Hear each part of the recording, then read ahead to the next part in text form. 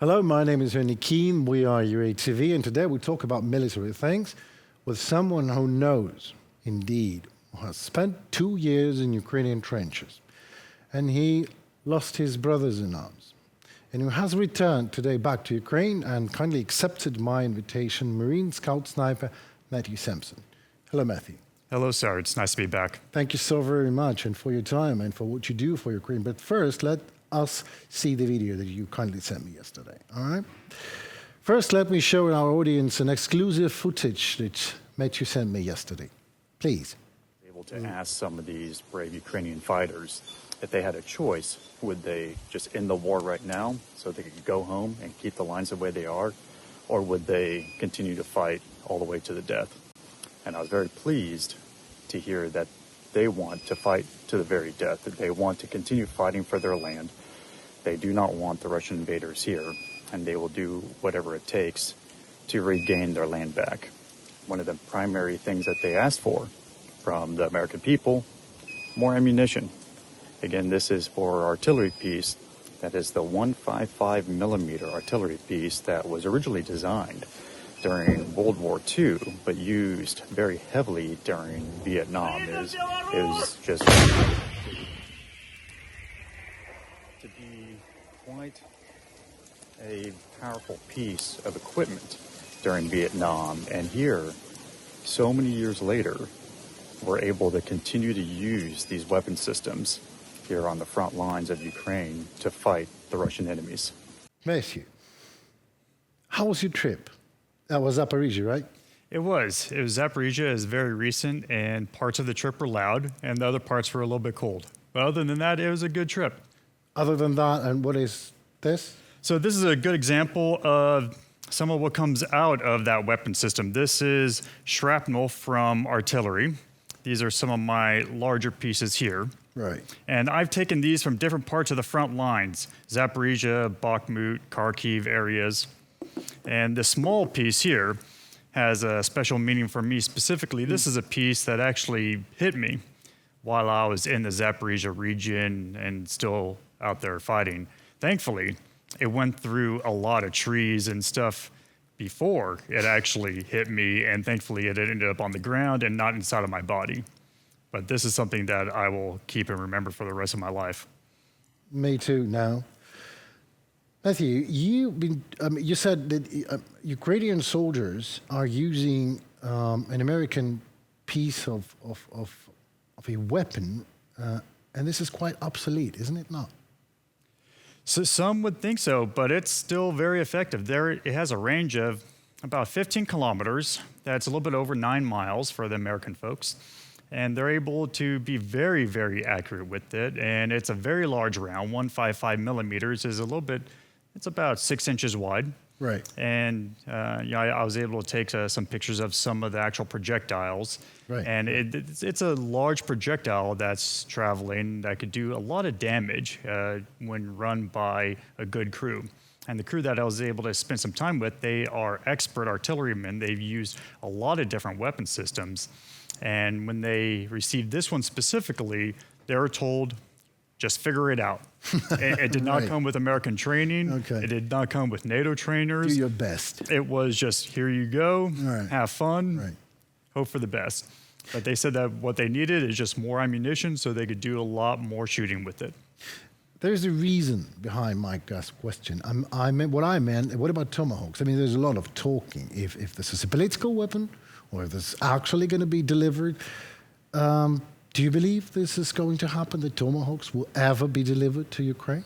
It's definitely a possibility, and I find it very interesting that it's even something that's being publicly talked about at the geopolitical level between Congress, the U.S. president, the Ukrainian and Russian presidents, that I was not expecting that when it was coming across the headlines recently, that Tomahawks would be even part of the conversation, especially when I have in recent memory under the Biden administration, there was a huge upset about the talk of having longer range HIMARS, Right. having the ATACMS that have a longer range than the basic HIMARS.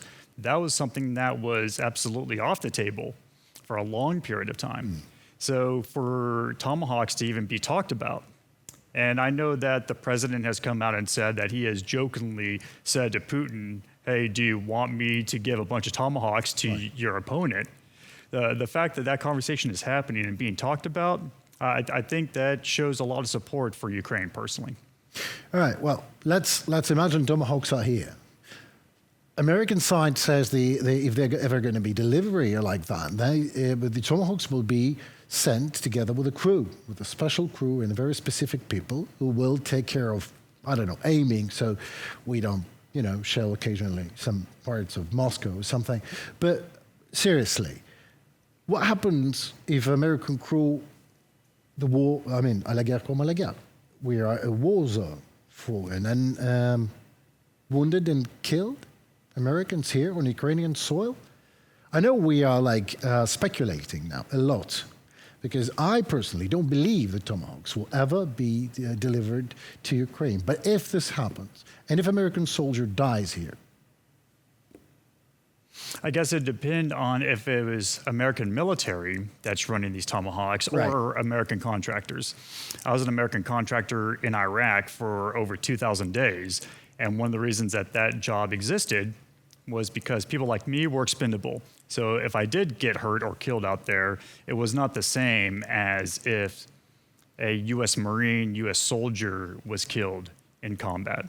So that definitely would change the whole conversation, and that's something that I would assume those that would be running the Tomahawk systems would be forced to sign some kind of waiver that would help out the U.S. government and also whoever their direct employers would be, whether that would be the Department of War or their private company, to make sure that there would not be direct liability of Russia engaging them specifically. That's what my assumption would be based on my experience as a security contractor in the past.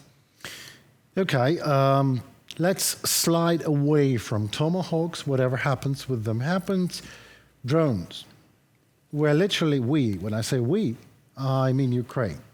We literally set ablaze almost every day one of the oil refinery per day in Russia. Do you think that this is a proper tactics to follow?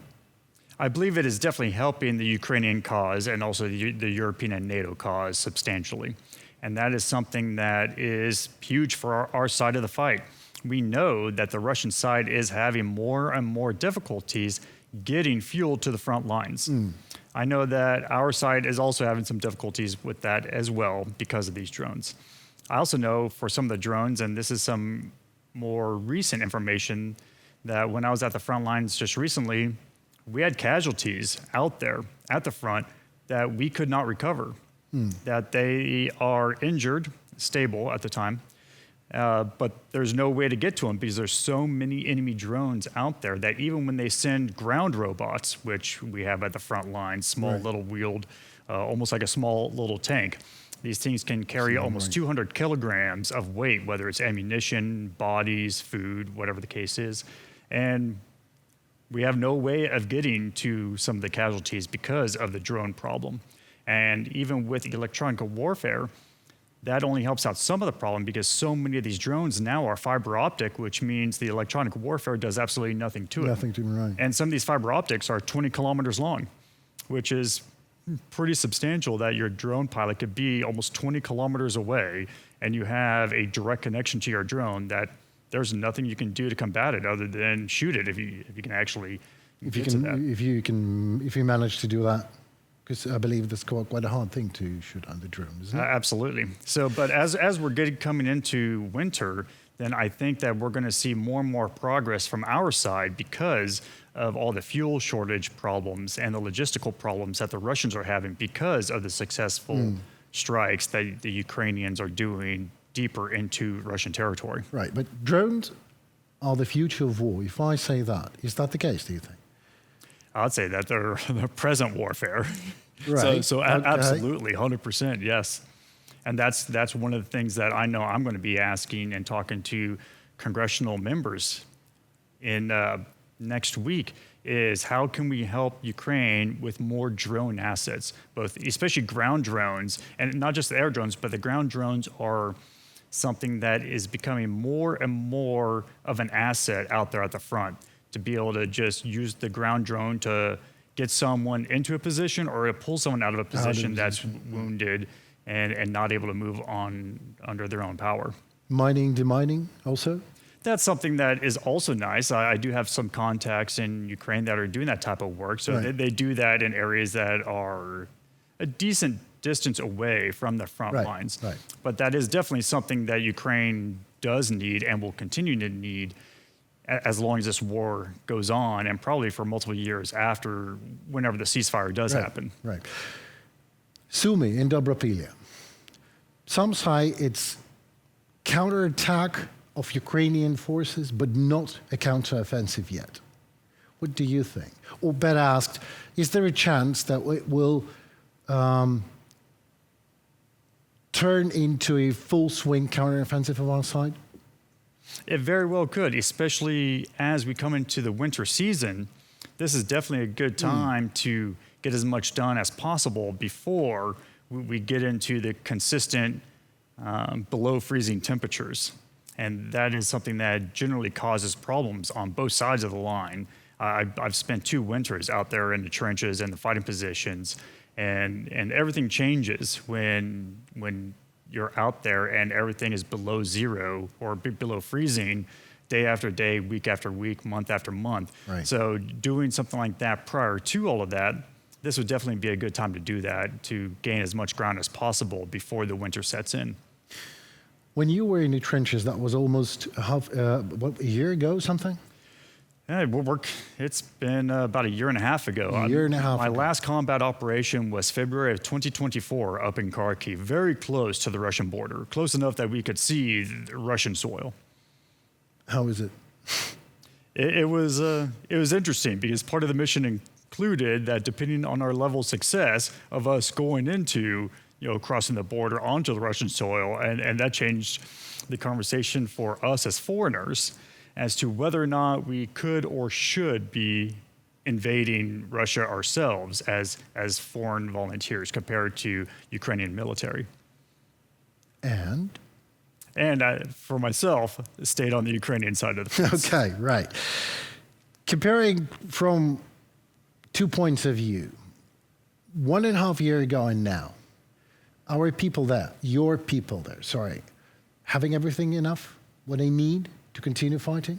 Because you said they're ready to stand there until they die. Not until they die. They will win, of course. But, pardon me, my stupid mistake, but you understand what I mean. Absolutely.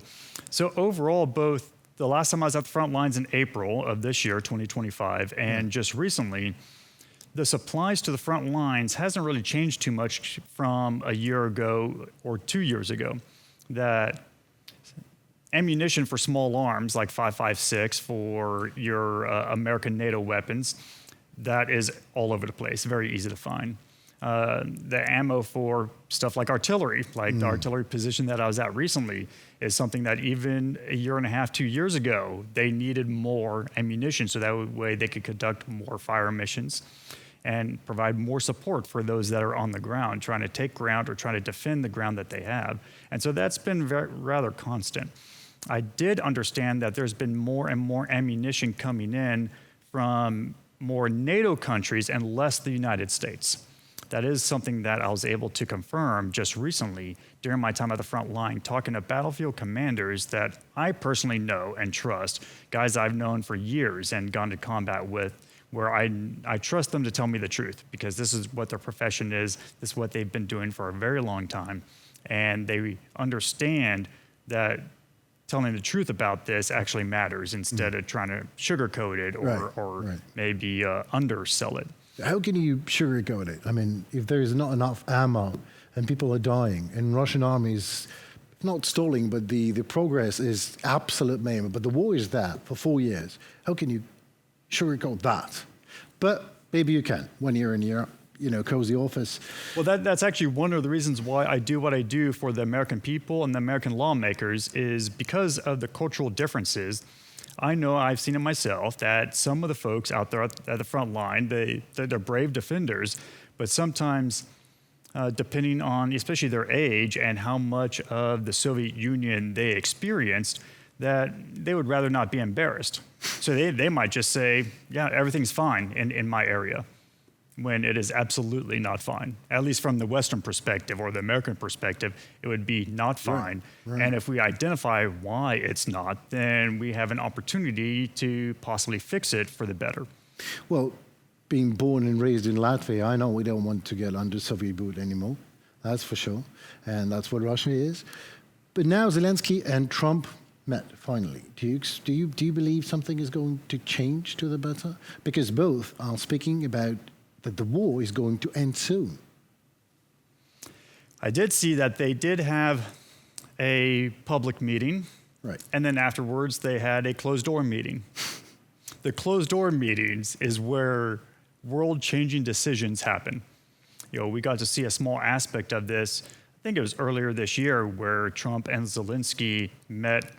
I think it was at the Vatican area when they went there for the funeral of the Pope. And there is what I consider a historical photo of the two of them, what looks like almost whispering at each other. And it's situations like that from my experience, that's where the big decisions get made, not in front of cameras and in front of 20, 30 people jammed into a room. That stuff is more for show. So the fact that the closed-door meetings are happening, that's a massive positive. If those meetings were not happening, then that would be definitely a good reason to be concerned about the situation. Well, let's hope that this closed-door meeting will open the door to a ceasefire at least, and then we see maybe to a peace in Ukraine. I hope so. I also hope that with all this going on and that progress is happening between the two countries, and especially the European Union and Ukraine, that we can get more of the American people to go back to seeing Russia as our enemy and not other Americans as political opponents, which I know that we've discussed this in the past. Right. But even just recently, I had an American veteran, not Ukrainian at all, but an American veteran call me up and yell at me on the phone about, this is someone that disagreed with me being a registered Republican. And not that I go around advertising that or trying to encourage people to vote any specific way. I'm just very big on human life has value, and that value is higher than whether or not you and I agree on who should be president or who should be in Congress and who we vote for. But this person felt the need to yell at me, tell me I did not have his permission to go to Ukraine, which immediately sounded like something out of the Kremlin. You would know that you've been in Ukraine, like spent two years there fighting in trenches? Yes. And that even knowing that, it was a problem that you were a registered Republican. A big problem, obviously. Huge, absolutely. Right. And this is something that on the surface, it did not appear to be a problem until we talked more and more and got to the point of realizing that him and I had fundamental disagreement about human life has higher value than whether or not we agree or disagree on, especially political issues. And this was shortly after the Ukrainian refugee was murdered in the United States. Right, and unfortunately, that was rather silent reporting for multiple weeks before people even really started talking about it. This was right after the very loud Republican Charlie Kirk was assassinated. And we also had a Democrat family of a state congresswoman and her husband that were killed in their home along with their dog, unfortunately. And it was right after 9/11, which is something that our country, we try to remember on a yearly basis of freedom is not free, and it's something that we need to fight for on a regular basis. And that it costs the cost of blood of people that are willing to stand and fight for those freedoms. So that way we can say whatever it is that we want to say, whether we agree with each other or not. But this individual was so adamant that his political party was the correct party and that everyone else is wrong, and that any amount of support for our current administration whatsoever is just nothing but negative. So even trying to support the concept of our current administration working with the Ukrainian government, with Ukrainian parliament, and with the Ukrainian president in order to fight against Russia, that the majority of that was wrong, because in this person's eyes, we disagree on human life should not have equal value if we disagree about politics. And again, yelled at me that I did not have his permission to return to Ukraine for this trip right now. Well, I mean, we're living in a strange place where a Marine Scout sniper is actually lecturing, in a good way, a person, telling him that the life has a meaning and a value. And the person that considers himself a Democrat says, no, not every life. Absolutely. We can argue, but I mean, go on. Absolutely. And there's another individual that's friends with this person that we, at service level, it seemed like we agreed on human life has higher value over personal opinions. He was very adamant about how much he hates Russians and wants to kill all of them. And this is an American veteran as well. He did not see combat time, but he's done a lot of really cool patriotic stuff, especially within films. So a lot of stuff to just support the American military and the United States just in general for decades and decades. That's what this person does. And it seemed almost as if I offended him when I explained that I'm not here to kill Russians. That's not why I came here. I came here because I know what Russia does. They do evil things when they invade a country, and I came here to help protect the Ukrainian people. And sometimes part of that job includes engaging the Russian forces, and that's just part of the job. And even when I explained to him that we've had Russians on our side, I was in the International Legion under the GUR, and we had Russians in my unit fighting on our side against the Russian army. Was he aware of the fact? Oh, he was. Right. So even when I bring that up to this individual, his response is, kill them all.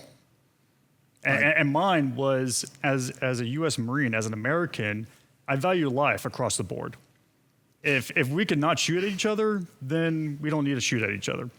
And even when I've taken Russian POWs at the beginning of my time here in Ukraine, once they surrender and stop fighting, then I no longer have a need to kill them. It is now my duty, morally and ethically and legally, to keep them alive, and we can actually use them to get intelligence, get information of what their friends are doing, right, and for prisoner exchange. So because every Russian that we keep alive and we capture and treat with respect, as much as we may not like them as a person or what they're doing, is a Ukrainian person that gets to come home to their family. Well, Matthew, what I can say is I think we can get good use of you both, gentlemen. You as a registered Republican, and this guy that yelled at you, at a different level, at a different status, maybe I agree with you, but I also, at some point, agree with you because I've been in Bucha and I've seen a pit in the ground full of dead bodies, men, women, and children, with their hands tied behind their back. So we can discuss that later. But, Matthew, thank you for coming back to Ukraine. Thank you for what you did. Thank you, and we always honor your brothers in arms who lost their lives in the name of what we both value most, and we consider core human value, freedom. And I hope that you will stay safe. Because and we you as need well, you. sir. Thank you so very much. Thank you. I really appreciate it. Thank you. Thank you so very much. It was UATV. My name is Henry Keane, and we just had a beautiful conversation with Matthew Sampson, Marine Scout sniper, believe it or not, fighting for your freedom just as well. Thank you, and stay tuned. Goodbye.